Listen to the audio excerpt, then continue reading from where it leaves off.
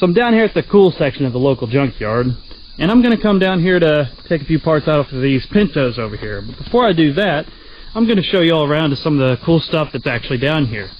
First of all, there's these two Jeeps here, Wagoneers. Pretty cool, pretty slick. This one's beat up a bit, but you know, if someone's really looking to restore one, there's a lot of good parts on this thing. Nice little C30 with a flatbed in it. I forget what was special about this thing. Of course, it's got the manual in it, which should be the Granny 4-speed. So if any of y'all need one of those, this thing's just sitting here. Of course, being the Granny, it does have the removable floor, but if y'all can see in there at all, the floor's already removed and it's not sitting there anymore. Now this here in the National is an interesting piece for one major reason. It's propane powered. Pretty slick. Of course, this yard's going to have a lot of Chevrolets in it. What yard doesn't? Ooh, Falcon-based Ranchero. That's nice. But when it comes to Chevrolets, this one right here is probably my favorite for one big reason. For those of you who don't know, that right there's a Pontiac. yeah, this thing's just got a Pontiac in it. I'm sure it was probably a 6-cylinder truck from the factory and they threw whatever V8 they had in it. 4-door Tri-5 that some people is completely worth restoring. Interestingly enough, column shift. Someone wants this. Someone would restore this thing. Now this one's new. I hadn't seen this here before. She's an old Ford Country sedan, pretty slick looking in the back.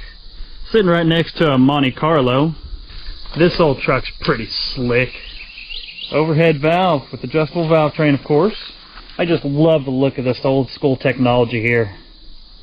Got an old Galaxy 500 that honestly is pretty dang complete. The interior's rough, but some people would say, hey, I'll sell you this thing for like $3,000. Of course, being that there's no drivetrain in this thing, if someone asked $3,000 for it, I'd say, yeah, you're crazy, but pretty slick car. This thing's pretty sweet. It's an old Hudson Deluxe. Flathead 6-cylinder in it. I might just need this one. It's fairly complete, honestly. I'm surprised. It even looks to have what resembles a trunk floor in it. Now the door doesn't want to open, but I mean it's even got an automatic in it, which is crazy to me. And it has a bit of interior in here. Over here on the passenger side, you can actually see through and see kind of what's going on. The temperature control over there is pretty cool, but I can't reach in far enough to see it. This thing would be an awesome project. Hey, I think that thing might need the front clip I just saw earlier. And this right here is one of my favorites off in this area. Down over here it says Fury 3. And the reason I absolutely love this thing is because of this right here. Yeah, that's poly engine. The good old DeSoto poly. I'm sure it's probably 318, nothing special, but it's cool. It even has a fancy card right here. Straight from Chrysler. Wow. You can see who it was sold to. I wonder if they're even still alive. Had AC in it. And it looks like they even updated. They updated the AC to the later model style. That's crazy looking. They don't have the V-twin in there. It's got a busted out window, so it's not perfect in here, but the interior honestly is really nice. This would be a great driver for someone. Just cruise around. I bet this car would just purr like a kitten going down the highway. It's one of those that makes me ashamed to see it in the junkyard. But now we come back around to the reason that I'm here. This Pinto Wagon has some sheet metal that I need. And honestly, maybe even some seats that I need, because those aren't half bad. Now, for those of you that aren't aware, I do have myself a 73 Pinto Station Wagon. This obviously is a much later car. You can see by the big bumpers it's, you know, 74 to 76 based off the front end. Don't know exactly which year. But all of this sheet metal is the same throughout the run of the Pinto Wagons. And mine is completely crushed in right here. So I'm going to take this taillight out and I'm going to cut out the bulk of this sheet metal here so that way I can take it home and patch it into my car. And right next to it is a 73 Pinto, just regular Pinto hatchback. This one has some significance in my life because it had the 1.6 liter Kent engine in it. And my buddy and I actually came down here, pulled this whole thing out. Well, we had the help from the junkyard, had them pull it out. But we took the 4-speed that was behind this, the 4-speed, the pedals, the drive shaft, the rear end out of this car, all got transplanted into mine. So it is pretty dang cool to me. At some point I need to come rob what's left of this here grill, because it's in better condition than mine, but not today.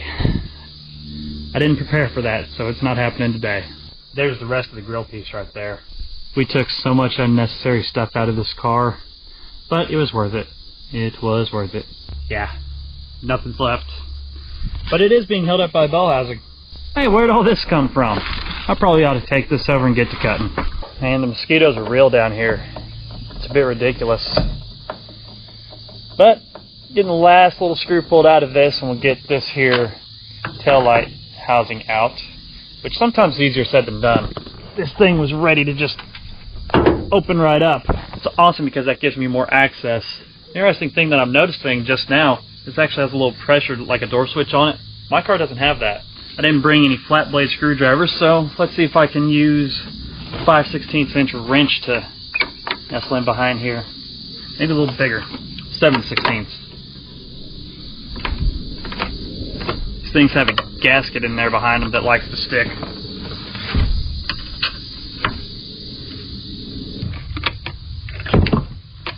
Easy as that. One nice tail light for my car. Now, one thing I'm noticing, y'all probably don't know any better, but that over there is actually the 4 to 8 inch. I'll probably come steal it out of this car at some point. That tells me that this car must have had a V6 in it, because none of the 4-cylinder cars would have had that. I may steal a bunch more off this thing. But I'm going to get to cutting. I'm going to cut out a bunch of this just to make sure that I have everything I need. So I'll catch back up with y'all later. You know, it kind of pains me to have to do this right here, but oh well. I got it all cut out, and I'll get that put into my car at some point. Go ahead and close you. Man, some of that interior is too nice. Remember, always beware of the briars, because they kind of got me here. Back up front at the junkyard, and this is where they keep all the nicer vehicles. Obviously, they have a thing for Chevrolet pickups here, but they do have a VW Beetle. This one looks pretty cool. I dig this Pontiac. I really dig it. I'd drive the crap out of this car. Now this one is pretty dang cool. Later model Galaxy with the fastback roof. Right next to it is an early model Galaxy with a no roof. And over here is the body style of truck that my girlfriend would love to have. More on that later, maybe? Yeah, unfortunately, most of the rest of this junkyard is just more and more of this. It's cool because they have a lot of oddball stuff in the back that not a whole lot of other places have, but it is a modern junkyard. It's not like it's going to be chock full of nothing but old iron. And off over there goes the Pontiac going to pole barn. If any of y'all are into him, I guess you'll see that later.